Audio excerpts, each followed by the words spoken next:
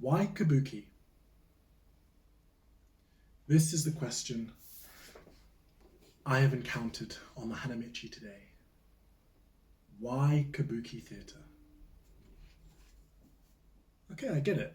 You're an actor, so it would make sense that you're interested in some form of theatre or another. But why Kabuki theatre specifically? Why Kabuki and not Russian theatre, or Elizabethan theatre, or Chinese theatre, or Italian theatre, political theatre, expressionist theatre, Dada theatre, musical theatre, puppet theatre, Renaissance theatre? So many forms of theatre, and I've focused in on Kabuki. Even in the realm of Japanese theatre, you've got No theatre, Bunraku theatre, the puppet theatre. You've got Bugaku, Gagaku, Kyogen. All of these forms of theatre, and it comes back to Kabuki. Why? I think it's impossible for me to give a singular answer to this question, but I also think it's so important to continuously ask oneself why. So with surgical precision, I'm going to try and dissect what it is about Kabuki that captured my attention, and why and what aspects of this art form I find so fascinating. I'm saying it's difficult to give a simple or singular answer to this question because my love of Kabuki is not just physical or intellectual, but it's philosophical, it's emotional, it's always changing, it's always in flux, and it's entangled in experiences that I've had as a child, my own sensibility, my own thoughts about aesthetics and performance. So it's tied into a lot of various different aspects of my own being. But nevertheless, I think it's very worthwhile probing and trying to unravel the whys of why you're interested in anything. So I first discovered Kabuki in my final year of Goldsmiths, where I studied drama and theatre arts from 2014 to 2017. And in my final year at Goldsmiths, I also had a scholarship opportunity where I studied acting at the Mozarteum University of Salzburg in Austria.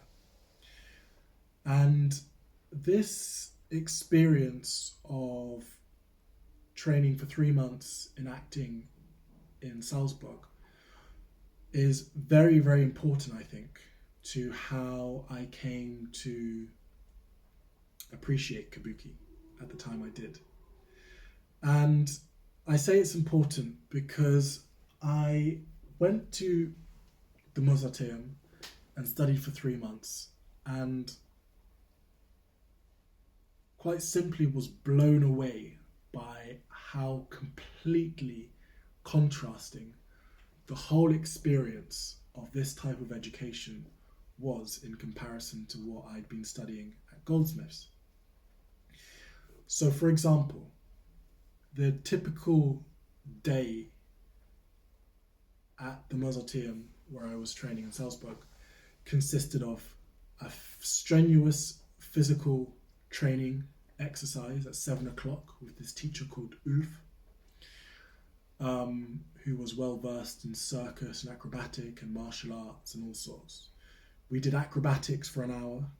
We had one-to-one singing lessons. We had group singing lessons. We had speaking lessons, something called Feldenkreis, which is sort of to do with voice and movement together. We had dance lessons and a whole ton of physical acting workshops and rehearsal sessions. But I never once picked up a pen at the university for any studying or theoretical kind of work. It was physical, physical, physical. Everything centered around this idea that the body is a physical instrument and requires attentive tuning so that it can be used as an expressive tool on stage. Now, my training at Goldsmiths, or my studies at Goldsmiths, were steeped in theoretical and conceptual lectures, seminars, essays. We did have physical components on the course, and I was involved in performances and plays, but a big focus of my education at Goldsmiths was about the theoretical and conceptual ideas about theatre and drama. We would study Hegel and Marx on Monday, and would be looking at Dadaism. I don't know, but I found these results on search. Google, that's really not helpful. And we would be studying Dadaism and symbolist theatre on Thursday. And I loved these two elements. I could never pick one, but I did absolutely relish the opportunity that I had in the Mozarteum to just immerse myself in that kind of almost acrobatic physical training. And I loved that. But at the same time, I appreciated and saw the power in the theoretical aspects of understanding the historical map of not just theatre, but of art, artistic movements, understanding where kind of certain movements informed or shared or impacted one another, and just kind of getting this kind of more broader panoramic view of world theatre. So we never specifically specialised on one particular form of theatre, but it gave me an opportunity to visit all of these various pockets of theatre and art history. We looked at Greek theatre, and I looked at Bertolt Brecht and Expressionist theatre, the Renaissance theatre, Shakespeare, biomechanics and Russian theatre.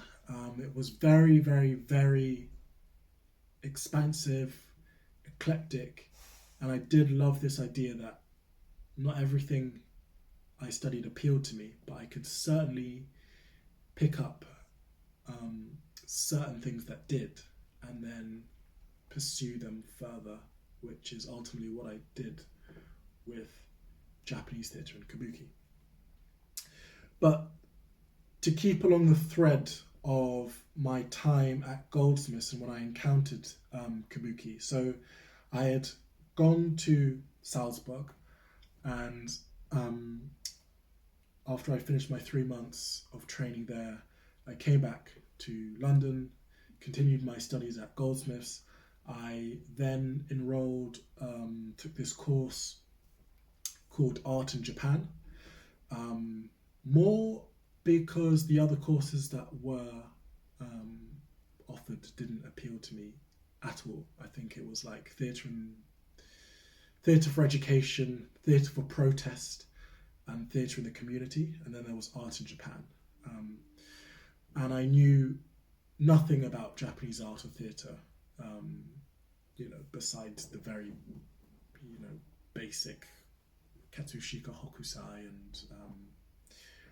and whatnot, tea ceremony. But I knew nothing about Japanese theatre, and that was when I decided, that was when I began to study it. Then at the same time of doing my studies in Japanese art and theatre, I had this very daunting project of writing my final year dissertation. And what's, I think, quite significant for me at this time is in my head, or in my workings out, I had this whole physical experience of being in an environment in Austria where everything was about this body and this instrument and the voice and movement, and it was completely steeped in the actor's physical instrument. And then suddenly I was back in Goldsmiths, and we were, back to this sort of theoretical, conceptual, talking about all these various art movements and looking at the philosophical ideas behind theatre practices and so on. And I guess I was trying to kind of synthesize these two seemingly, to me at that time, irreconcilable elements. There was also at that time in my head, I felt a little bit susceptible to this idea that, if one was to become a proper actor, you had to go to the Royal Academy of Dramatic Art or the Guildhall School of Speech and Drama. That was where you got your actor's craft. That was where you learned to be an actor. And I very much then, and still do now, was really all of my thinking and ideas and love was going in towards this direction of how can I make myself the most accomplished actor? This idea of craft, what do I need to develop myself into the most ideal performer? And so I ended up, for my dissertation, writing a thesis for which the title was, How Can an Actor Cultivate a Harmony Between the Mind, Body and Soul? And I guess what I was working towards or trying to figure out was, how can one train these physical instruments, which are of course so vital to be a successful performer on stage? You have to use your voice, you have to use movement, you have to use your body, and have a deep kind of physiological understanding and sensitivity of the body and its capacity and its ability and limitations. But then surely there is also a vital component to being a successful actor on stage, which is the philosophical, the poetic, the soulful, the romantic kind of element of art and of craft and of feeling. And so my dissertation was exploring that. And it's in that context that I think Kabuki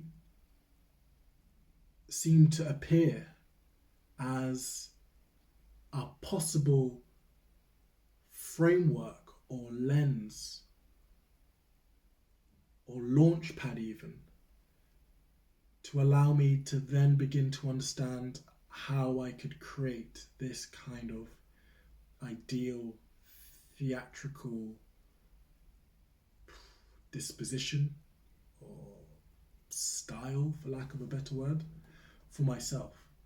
And Kabuki revealed itself to me in this way because when I first learnt about it, I was struck. Firstly, the name itself, Kabuki, the word itself, can be broken into 3 kanji characters. So ka meaning singing, bu dancing, and ki, which kind of means skill or art. So already you've got this idea that in Kabuki, which is heavily actor-centered theatre form, the actor has to be able to sing, has to be able to have virtuosic dancing abilities, and has to be able to act and do, and this skill art element involves kind of drama, acting, but also makeup and an understanding of costume. And in Kabuki, you don't have directors. It's often the main actor the most senior actor, who will not only be the main principal actor in the show, but also directing the troupe and passing on his knowledge that way. So Kabuki appealed to me for that kind of reason. I guess this idea of harmony between the art forms and not feeling that the craft of an actor means that I'm funneling myself down into one route and would be completely ignorant of the other elements of theatre, such as costume and lighting and dance and music. I wanted and I want to be an actor on stage performing, but not with restrictions that mean I'm not part of the process of understanding about makeup and costume and dance and singing and how they all can coalesce and intermingle. So there were three key kind of aspects of Kabuki that when I first started to learn about the art form and research more into it and pursue it as something that I would want to make my own, that appeared very, very, very fascinating to me. One is this idea of a kind of sensorial beauty which I've never experienced in any other art form to this degree, but the alchemy of costume, movement, music is just so indescribably beautiful that even watching the plays, even when I first went to Japan and saw a Kabuki play, I had no idea what actually was happening in the story because I don't yet speak Japanese and I didn't want to have the headset. But I didn't feel like it mattered. The visual beauty and the kind of rhythm and energy and mood expressed through the instruments of the shamisen, the drums, and the kind of way of moving from the actors, and the stage design and everything was just, I don't know, just seemed to be such a perfect expression of human feeling and thought, and just connected to me in a way that I feel like I'm still trying to understand how and why. The second element of Kabuki, which kind of seemed to me such a relief or a new thought, was this idea of stylization. I think Western theatre has always tended towards naturalism, and at least when I was kind of first thinking about, oh yeah, I want to be an actor, I kind of had this idea in my mind that probably method acting is the way forward. In other words, this idea that you have to delete your own self, take on the name of the character you're performing, ask everyone in your close family, friend circle to call you that name, and you've got to live as your character and think as your character, and everything has got to be this kind of inner mental, psychological kind of destroying of yourself and building off this fictitious character, which seems to me problematic for very many reasons, and also just not particularly interesting for me. I've never really been too appealed by the idea of naturalistic acting, and I saw in Kabuki this opposition, this idea that stylized movement can almost in a weird way be more natural than naturalism, which almost to me has an air of falseness about it, or can have an air of falseness. And the third and final aspect, I mean, there are lots more nuances and things that I love about Kabuki, but for the sake of conciseness and trying to articulate, as kind of clearly as possible, a few things that attracted me to Kabuki, I'm going to mention this final one, which is this idea of lifelong development. Kabuki is so intricate, so detailed, and so particular in all of its various elements that the journey towards truly mastering the art of Kabuki is lifelong. And to give you a very general example of a typical Kabuki actor's kind of career, he is usually, almost 9 times out of 10, born into a Kabuki family and makes his first appearance on stage at the age of 4, at 4 years old.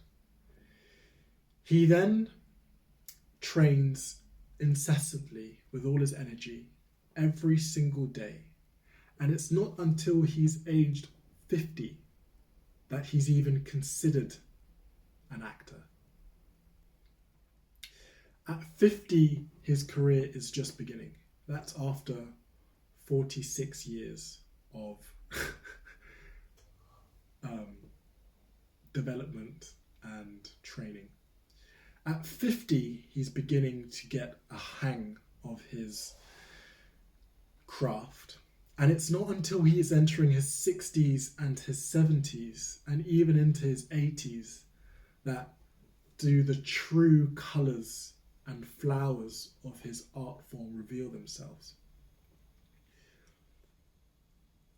This, to me, when I first discovered this aspect of Kabuki, was so refreshing, because there is, to me, if you take, for example, Hollywood or kind of Western theatre, I'm generalising a lot here, but to me there was this notion that one's peak as an actor is obviously going to be when one's young and beautiful and at your most peak of physical beauty, and if you haven't got the major role by the age you're 24 or 25, oh, forget it.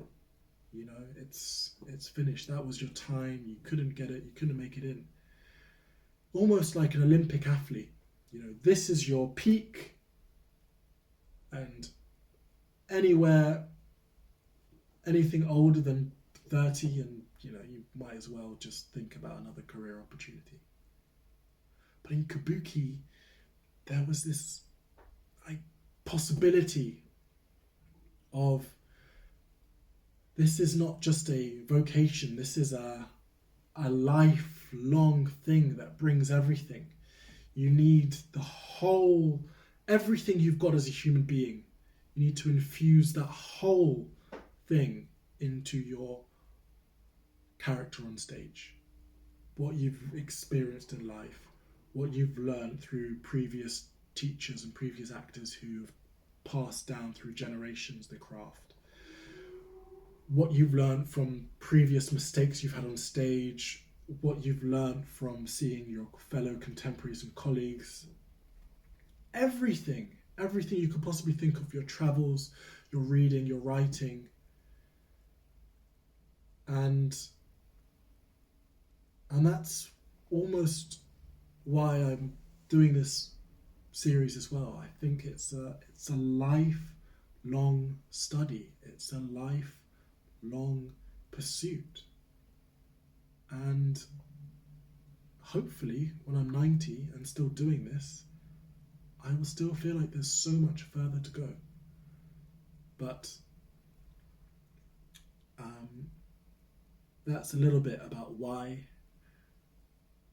I like Kabuki, why I'm pursuing it. And if you have any other questions, then please just put a comment and I will make sure to answer that as best I can. Until tomorrow, good night.